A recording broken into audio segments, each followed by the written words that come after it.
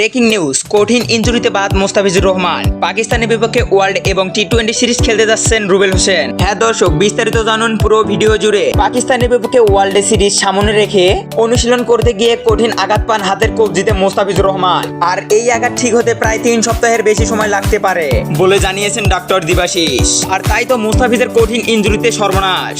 আর অন্যদিকে রুবেল হোসেনের পৌষ মাস। দারুণ চমক দিয়ে মুস্তাফিজের পরবর্তী পাকিস্তান বিপক্ষে ওয়ার্ল্ড এবং টি-20 সিরিজ খেলতে বিমানে করে আজই দেশ ছাড়লেন রুবেল হোসেন। দীর্ঘ 5 বছর পর আবারও জাতীয় দলে ফিরলেন রুবেল হোসেন। একটি সময় একটা যুগেরও বেশি সময় ধরে বল হাতে কাঁপিয়েছেন এই রুবেল, কিন্তু কোনো কারণ ছাড়াই দুর্নীতিবাজ পাপনের বিষ নজরে পড়ে জাতীয় দল থেকে বাদ পড়ে যান রুবেল হোসেন। তবে এবারের জন্য কপাল খুলল দেশের সব দুর্নীতি মুক্ত হওয়ায়। নতুন বিসিবি ফারুক আহমেদের সিদ্ধান্তে মুস্তাফিজের ব্যাকআপ হিসেবে পাকিস্তানের বিপক্ষে খেলতে যাচ্ছেন রুবেল হোসেন। তো দর্শক, আপনাদের কি মতামত নতুন বিসিবি ফারুক আহমেদের সিদ্ধান্তে মুস্তাফিজের পরবর্তী রুবেলকে পাকিস্তানের বিপক্ষে ওয়ার্ল্ড এবং টি-20 সিরিজ খেলতে যাওয়া বিষয়টা কে আপনারা কেমন চোখে দেখছেন তা অবশ্যই জানাবেন আমাদের ভিডিওর কমেন্ট বক্সে। এবং আপডেট নিউজ পেতে এখনই চ্যানেলটি সাবস্ক্রাইব করে আমাদের পাশে থাকুন। ধন্যবাদ।